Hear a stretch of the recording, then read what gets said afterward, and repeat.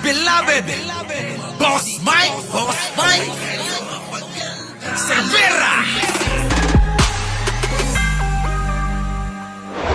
O, dito na tayo kay Digong. Oo, heto na, si Rodrigo Duterte. Oo, ititigil na daw yung pagdinig, ano?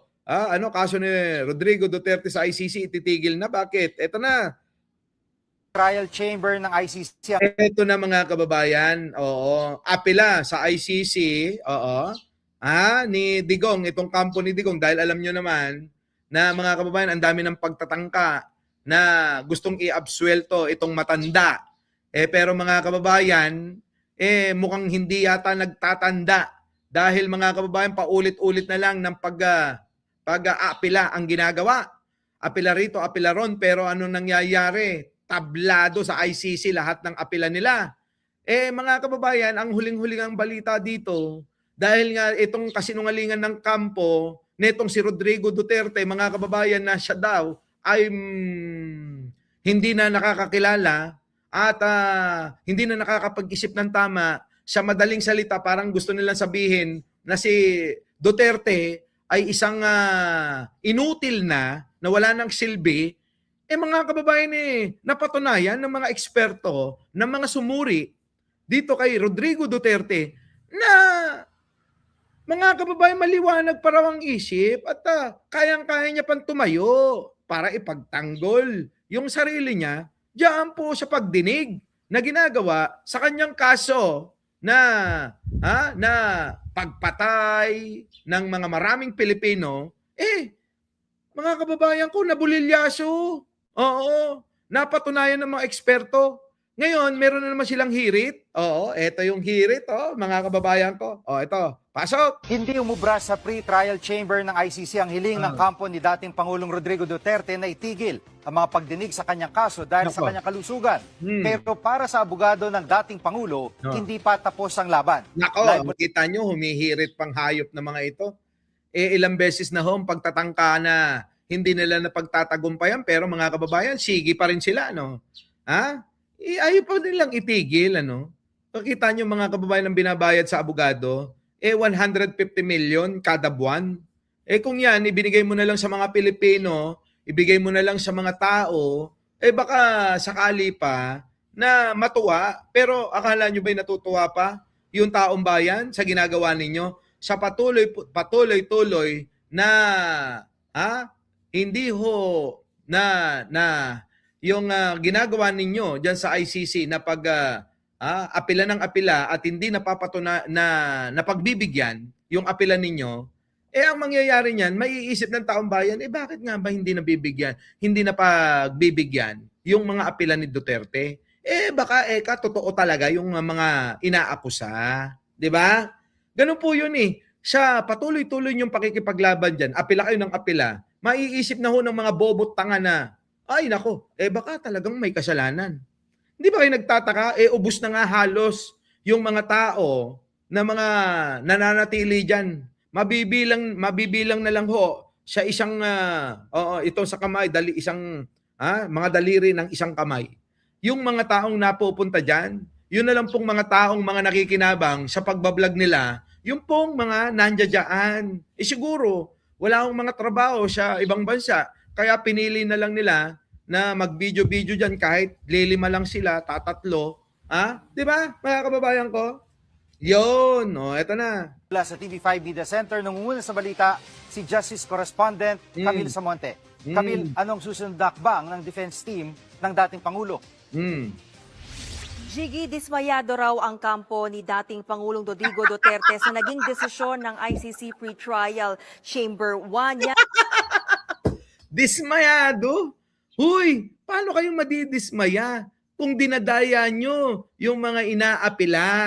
Ito mga kababayan kasi, dinadaya nila ang ICC, niloloko nila ang korte, tapos madidismaya sila kapag hindi na pagbibigyan yung mga hinihiling nila na pabor. Kita nyo kung di ba naman talaga mga gunggong itong mga ito. Tuloy. Anay matapos ideklara nitong medically fit o kayang lumahok ng dating Pangulo sa pre-trial proceedings para sa kasong crimes against humanity. Di ba naniwala na kayo? Na drama lang talaga nila. Noon pa natin sinasabi, gumagawa na naman ng drama ang kampo ni Duterte. Ha? Niloloko na naman tayo ni Sara. Si Sara ang unang nagsabi niyan eh. Ay, si Digong, hindi na eka yan. Oo, hindi na nga eka yan na nakakikilala. Hindi na kami nakikilala ng mga anak niya. Oo, lagi nga yan, tumutumba. Oo, di ba? Lagi nga yan, eka nawawalan ng malay. Di ba? Ganyan sila. Ganyan yung kanilang mga sinasabi sa atin. Lagi nga yan, minsan nga yan, nabagok si Digong. Di ba? Naalala niyo yun?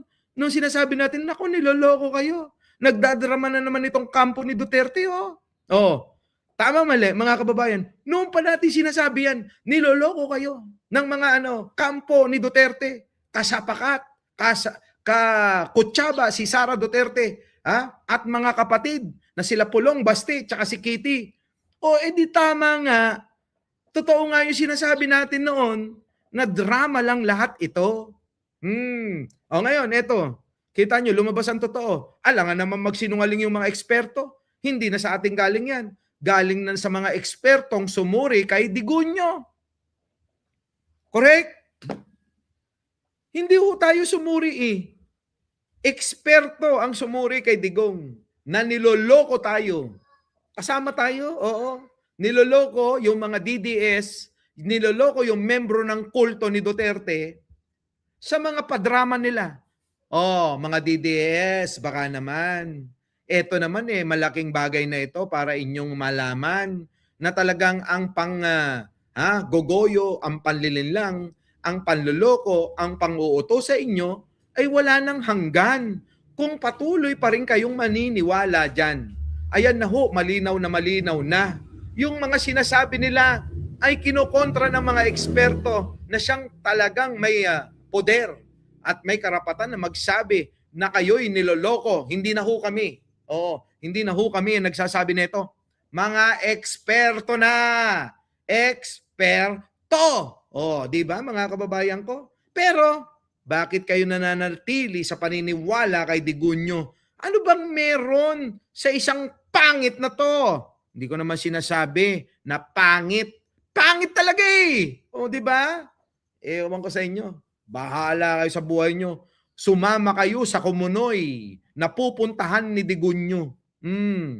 Kaugnay ng war on drugs, pinagbasehan daw ng Pre-Trial Chamber 1 ang naging medical assessment ng panel of independent medical experts na itinalaga ng korte para sumuri kay Duterte. Ang nagtalaga ang korte ng ICC, hindi po tayo, mga kababayan ha. Liliwanagin natin, ang nagtalaga po ay ang korte. Hindi po si Mike Cervera, hindi po si Pangulong Bongbong Marcos, mga kababayan, at lalong-lalong hindi kayo. Hindi kayo lahat, ha? Wala tayong kinalaman doon. Oo. Tapos sasabihin nila, gawa-gawa lang yan. Hindi pa rin paniniwala ng mga DDS yan, mga kababayan. Hindi pa rin maniniwala mga DDS dyan. Kasama dyan ang isang forensic psychiatrist, neuropsychologist at neurologist. Nako, naniniwala kompleto Ricardo yung sumuri kay Digunyo. Pero bakit ganun parang wala pa ring epek Hindi pa rin pinaniniwalaan ng mga DDS ng mga bobo. silang may kapasidad ang dating Pangulo na maunawaan ang hinaharap na kaso at mga ebidensya, maging ang proseso at posibleng kahinatnan ng pre-trial proceedings. Dahil dyan, itinakda na ang confirmation of charges hearing sa February 23. Pero sabi ng abogado ni Duterte na si Atty. Nicholas Kaufman, hindi sila nabigyan ng pagkakataon na magpresenta ng sarili nilang medical evidence at questionin ang findings sa mga eksperto na pinili ng mga judge. Iaapela raw nila ang desisyon at igigiit nila na pinagkaitan umano ng due process ang dating Pangulo. Jiggy, kung matatandaan ninyo, lagi na lang mga kababayan parang biktimang biktima si Digunyo. Mga kababayan naman. Bakit gano'n? Parang laging biktimang-biktima si Digunyo, 5 buwan ding na-postpone itong confirmation of charges hearing na dapat sana'y idaraos noong September 2025. Sabi kasi ng kampo ni Duterte, hindi siya fit to stand trial. Diba? Hindi siya fit to stand sa trial. Pero lumabas ang katotohanan. Sabi nga ni Iris Joy Ramirez, bulag sila sa katotohanan. Ayun na nga. Di ba? Sabi naman ni Jojo Chavez, mga kababayan ko, naku po, tapos na, Kanadigong. Ayun na nga, mga kababayan ko. Di ba? Sige, tuloy. Wala na raw ang kondisyon ng dating Pangulo at hindi na raw niya naiintindihan ang kinahaharap na kaso. Yan yung sinasabi nila noon, sila Sara Duterte, yung hayop na yan. Lapad ng mukha, makapal pa. Di ba mga kababayan ko? Sila, mga Duterte yung nagsasabi niya noon. Ngayon napatunayan natin, mga DDS, maniniwala pa rin kayo. Siyempre, di ba? Maniniwala pa rin kayo. Kasi nga, uto-uto kayo. Kasi nga, mga tanga kayo. Kasi nga, mga mangmang kayo. Kaya kahit uto-utuin kayo ni Sara, okay lang yan. Kahit na niloloko kayo, okay lang yan. Kahit na harap-harapan na ginagawa kayong mga tanga, okay lang yan. Kasi nga, ganun talaga kayo. Tama, mali. Jiggy? At Camille, kung aapila ang kampo ni dating Pangulong Duterte, may chance bang mapagpaliban ulit ang confirmation of charges hearing sa Feb 23? Jiggy, tingin ni ICC Assistant to Counsel Attorney Cristina Conti, tuloy na ang confirmation of charges hearing ni Duterte kahit pa iapela ng kanyang defense team. Sa pagdinig na yan, inaasahang magpepresenta ng mga ebidensya, testimonya, testigo ang prosecution at defense. Dito rin, didesisyonan ng mga hukom kung ano ang mga isasampang kaso kay Duterte at kung uusad ba ito sa aktual na paglilitis. Hindi lang daw isang araw gagawin ang pagdinig at maaaring tumagal ng 4 na araw. Hindi pa kumpirmado kung personal na haharap si Duterte sa confirmation of charges hearing at maglalabas daw ang ICC ng direktiba para sa pagdinig. At may payag na ba ang pamilya Duterte sa desisyon ng ICC pre-trial chamber? Siyempre, ano pa sasabihin nila? Sabihin na naman nila, hindi totoo yan, talagang wala nang malay, wala nang matandaan. Si Raulo na si Digong, kulang na lang, sabihin talagang inutil na, wala nang silbi, di ba? Yun po ang sasabihin ng mga kampo ni Duterte. Jiggy, nasa dahig ngayon si Vice President Sara Duterte at alam na raw ni VP. Tingnan yung mga kababayan, kahit anong isuot ni Sara, hindi bagay sa kanya. No? Hindi nyo ba napapansin mga kababayan? Kahit anong isuot nyo kay Sara, hindi talaga bagay sa kanya. Bakit? Buday ang badoy-badoy. Nandiyan na si Mark Ramos. Nanonood. Nasa na tayo? Nasa na ba yun? Dito. Pasok. Alam na raw ni VP Sara na matutuloy nga itong confirmation of charges ni Duterte dahil bahagi naman daw ito ng proseso. Maglalabas din daw ng official statement ang pamilya Duterte kaugnay ng desisyon ng ICC. So siyempre, maglalabas ng statement yung mga yan para utuin na naman yung mga tatanga-tanga. Uutuin na naman mga kababayan, yung mga DDS na bobo. Uutuin na lang na naman talaga nila. Wala nang bago dyan eh. Siyempre, pagagandahin na naman nila yung kwento. Gagawa na naman sila para ng kwento na ipapalamon sa mga mahihina ang ulo. Para nang sa ganun hindi magbago ang isip. Para yung pagsuporta manatili sa kanila. Ganun kayo ginagawa na bobo, tanga, mangmang, inutil ni Sara Duterte. So mga kababayan, humaba na po yung live natin. Nabasa ko kanina dyan, baka yung pinapaitan ng kambing, maubos, wala akong makain. So magpapaalam na po ako. Maraming salamat kay LB, kay Habi Baker, si Adela Castelo, si Mark Ramos nandito, shout out brother. Meron lang akong inaasikaso dito sa probinsya. Mactandame, Pachuchay, si Ate Mars, si Lani, si Jackie, sa inyo pong lahat, Iris Joy, Maritis Musni, Mabel, si Aka, dugtong-dugtong, shoutout po sa inyo lahat. At magandang umaga po, at magandang gabi, magandang hapon sa mandako ng mundo. Naroon kayo. Maraming salamat po.